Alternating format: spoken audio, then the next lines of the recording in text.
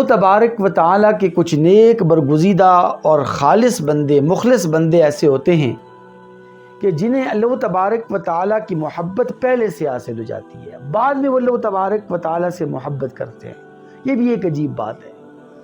ایسا کیوں ہوتا ہے؟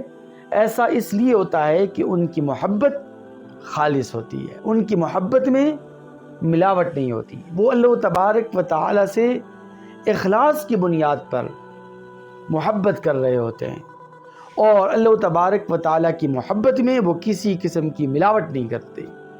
اس بات کو سمجھنے کے لیے اور اس حقیقت کو سمجھنے کے لیے ایک چھوٹا سا واقعہ آپ سماعت فرمائیے۔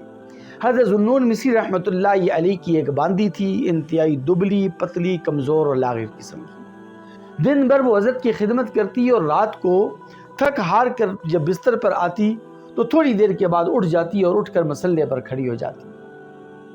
لمبا لمبا قیام، لمبی لمبی قراتیں، لمبے لمبے رکوع اور سجود کرتی، پھر اللہ تبارک و تعالیٰ سے راز و نیاز میں مشغول ہو جاتی۔ ایک دن وہ اللہ تبارک و تعالیٰ سے یہ التجا اور یہ فریاد کر رہی تھی، یا الہی و سیدی و مولائی یحبک لی الا غفرت لی، کہ یا ربا تیری اس محبت کا واسطہ جو تو مجھ سے کر رہا ہے، اس محبت کا واسطہ جو تو مجھ سے کر رہا ہے، میری مغفرت فرما، میری بخشش فرما۔ حضرت ذوالنون مصری رحمۃ اللہ علیہ بہت بڑے عالم بھی تھے اور عارف بھی تھے، بہت بڑے اللہ والے بھی تھے۔ تو انہوں نے یہ الفاظ جب سنے تو فوراً آ کے باندی کو جھنجھوڑا اور اسے کہا کہ تو یہ کیا کر رہی ہے اور تو یہ کیا کہہ رہی ہے؟ تجھے تو یوں کہنا چاہیے کہ یا ربا میری اس محبت کا واسطہ جو میں تجھ سے کر رہی ہوں میری مغفرت فرما، لیکن تو الٹا کہہ رہی ہے، تو اس کے برعکس کہہ رہی ہے۔ تو یوں کہہ رہی ہے کہ یا ربا تیری اس محبت کا واسطہ جو تو مجھ سے کر رہا ہے۔ تو اس باندی نے عجیب جواب دیا، بڑا ایمان افروز جواب ہے۔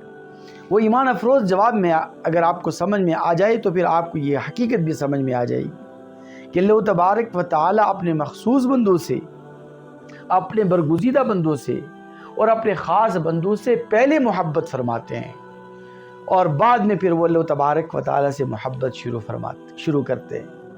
اس باندی نے جواب دیا، یا ذوالنون اما علمت ان للہ قوما یحبہم ویحبوہ، کہ اے ذوالنون مصری کیا تو اس بات کو نہیں جانتا کہ اللہ تبارک و تعالیٰ کے کچھ بندے ایسے ہوتے ہیں، یحبہم قبل ان یحبوہ، کہ اللہ تبارک و تعالیٰ ان سے پہلے محبت کرتا ہے، بعد میں وہ اللہ تبارک و تعالیٰ سے محبت کرتا ہے۔ تو حضرت ذوالنون مصری رحمۃ اللہ علیہ نے اس باندی سے کہا کہ تیری یہ بات مجھے سمجھ میں نہیں آئی، تیری یہ بات بے بنیاد ہے، کیا تیری اس بات کے لیے، تیرے اس دعوے کے لیے کوئی دلیل تیرے پاس ہے؟